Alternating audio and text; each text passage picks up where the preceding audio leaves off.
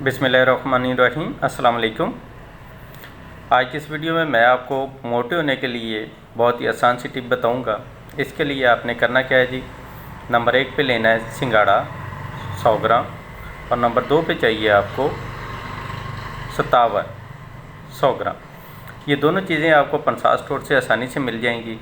इनको आपने पीस लेना है, पीस के पाउडर बना के रख लेना है, ठीक है।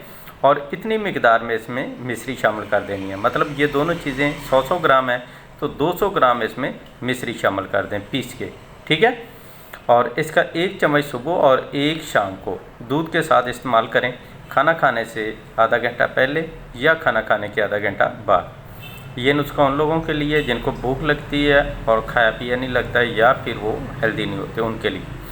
जिनको भूख नहीं लगती तो वो साथ भूख लगाने के लिए कोई ना कोई मेडिसिन ज़रूर इस्तेमाल करें, इंशाल्लाह सेहत अच्छी हो जाएगी।